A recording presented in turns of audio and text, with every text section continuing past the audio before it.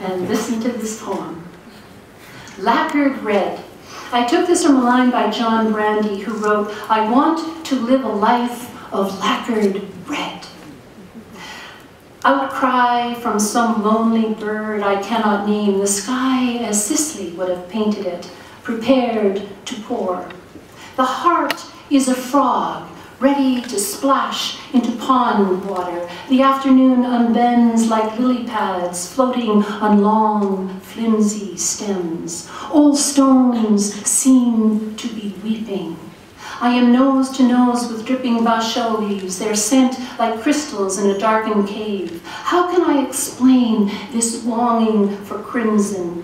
The brick red roofs of Spanish houses, rouged lips of orchids.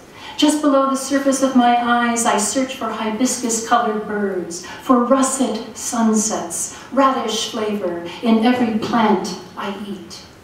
The Queen of Hearts, rose-pink shrimp in silver trays, the swirl of a ruby skirt. In a Rothko painting, I want to be the vermilion streak. Below this Cambodian courtyard, I conjure a man who presses his palm into the small of my back, his left leg against my thigh. In tempo with temple bells, we tango into the lacquered red. The last poem I'd like to read, again, is drawing upon the natural world. Clear light. A dragonfly hovers over the small cistern of water. It waits for a chance to land. The courtyard patio overlooks a crowded road, sleepy in this afternoon's haze. The dragonfly, luminous, catches each ray, deciphers it within its body. How like this insect I want to be, taking light to the darkened edges of the world. Let things shine. Not done with you yet. We want to ask you a couple questions. Putting your precious manuscript in the hands of university students. Yikes! What's gonna happen? But I have great faith.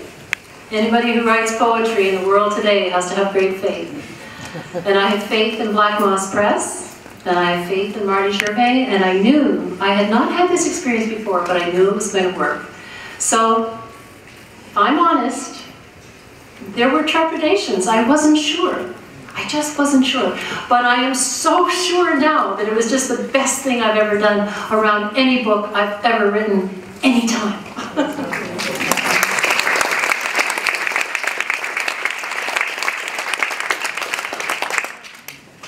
How did you deal with the communication between you and your students while being halfway across the world in Cambodia? It was fantastic. This is one of these times when technology is just, you're so thankful. Sometimes I think it's going to bring us all down, but other times I think we just can't live without it. And I was so thankful because I was in touch with everyone while I was away. Even when I was house building, I could go back to my area where I could plug in and I could connect. So I was very thankful to the technology, and the communication never stopped, even when I was traveling. We have one more question. Did you ever have doubts about the direction your collection was going in? I don't know if you know that old, maybe you don't remember, but there was a song called Route 66, and I get my kicks on Route 66. I knew sometimes we were on side roads, but I knew that we were all going to get our kicks because the route, being directed by Marty Gervais, was going to bring us to the final thing. So I always knew finally it would be wonderful. I wasn't quite sure how that was going to happen, but I knew it would.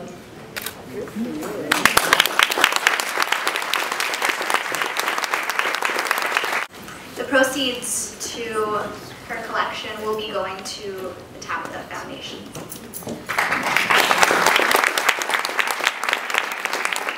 This has been a long, grueling, yet rewarding process that we started back in September. but it has truly been a group effort. However, we have a couple funny stories we'd like to share with you guys tonight. First, this story is Victoria Gallia's story. Victoria and I, we go way back to our high school days at St. Anne's Student Council. We started out English together, scared, in our small classes of 200 students. And we've come now to our 4th year classes that are tightly knit, but unfortunately, Victoria and I, we weren't in the same group. And I don't know if anyone knows, but Marty sure knows how to create a rivalry between two teams. Well, I had begged Kristen to get into the practicum class with me, and I told her just harass Marty every single day until you get in. So she did, and when she was finally enrolled, she was put in the other group. So I was a little bit bummed out, but I'm like, this is perfect. She will be my own personal spy in the other group. So every day after class, I asked Kristen, what's going on with Terry Ann's book, what's new? And she told me absolutely nothing. And I went on to tell her everything that was going on with her book. And in the end, I was the very last person in the class to find out what Terry Ann's book was called. So Kristen was not useful at all.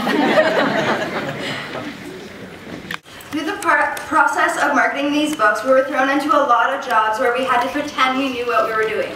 Kind of like tonight. At Book Fest last fall, Black Moss Press hosted an event called Girls Night Out. I'd like to just go over a couple of the jobs that we had that night. Craig, did you want to share your job? Yeah, sure. Hi. Hi. No? Clearly. I got this. Hi. My job was to bring Terry Ann her water.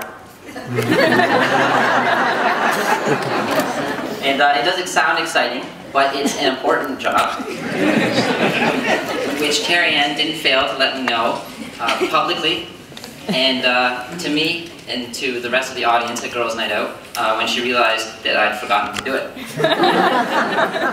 And that caused me a lot of grief from the group and from everybody, and I took the job again this year.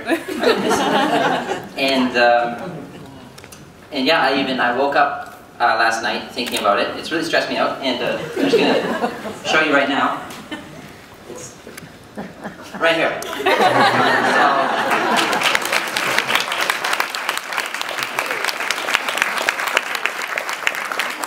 There's one for Mary Ann too. So Terry Ann, I hope I redeem myself this time. Thank you. I couldn't make that for it.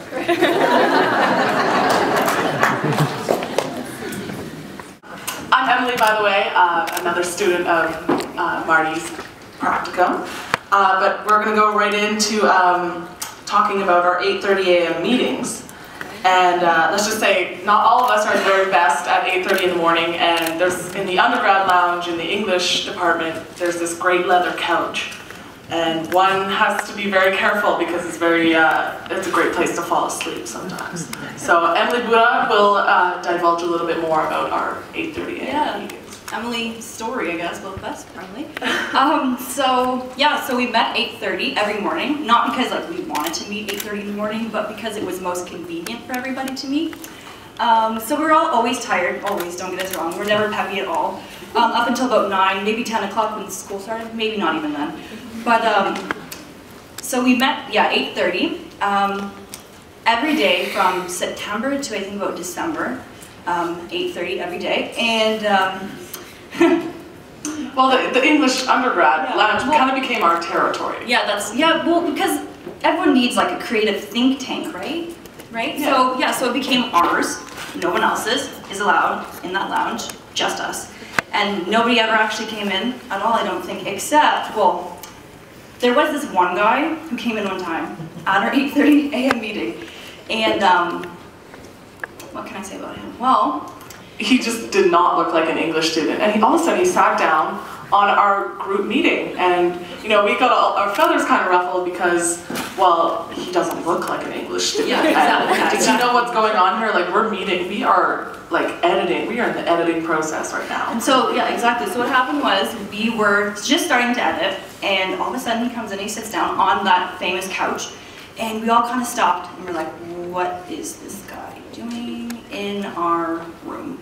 And he stayed there actually for quite a long time. And so what happened was, through the course of his staying there, we took our phones out and started texting each other, and we're like, who is this guy?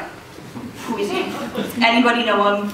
Is he a spy from the other group? Exactly, is he a spy from the other group? And so we didn't know, and so he ended up staying actually quite a long time until he left. But then once he left, we all kind of stopped and were like, okay, who was that guy? What just happened? Was he the CEL student? Was he the law student that we hadn't met yet? Was he a spy from Mary Ann's sent to like check on us to see if we're editing properly? Like, nobody really knew who he was, but that was just one of the memories, I guess, from the 8:30 a.m. meetings we had. Yes, thank you, Emily.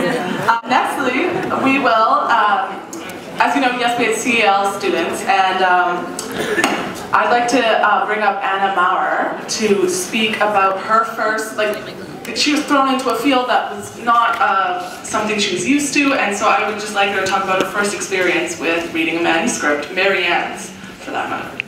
Hi. I hadn't had, before starting work on this project, I hadn't had any experience, or very much experience, reading poetry.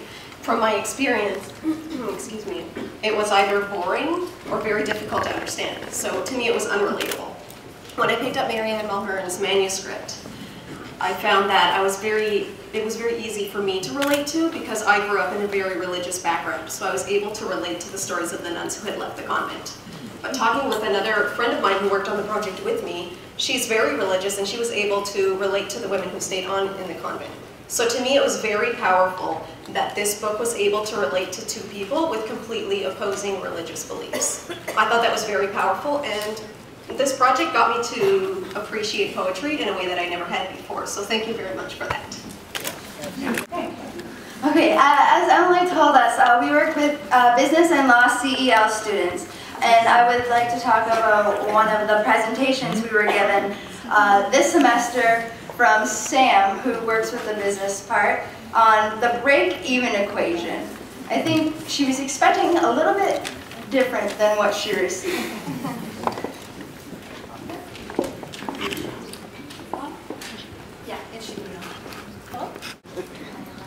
There we go. Okay, so when I asked the English students what they wanted me to talk about, they all said, go up there and just tell them how awful we were and how we just couldn't understand numbers for the life of us.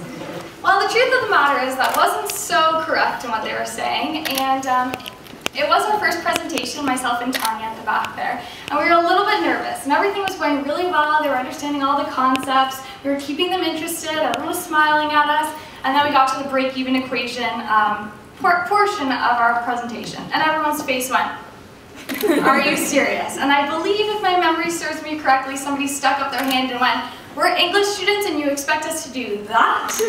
Nobody wanted to look at the math side of things, but we worked really hard on it. I think everyone finally understood it in the end. It ended up being a successful presentation. We went on to have a few more. So it was a great experience, as Dr. Schlosser was saying, and we can't thank you guys enough for letting us work with you. So just wanted to mention that as well.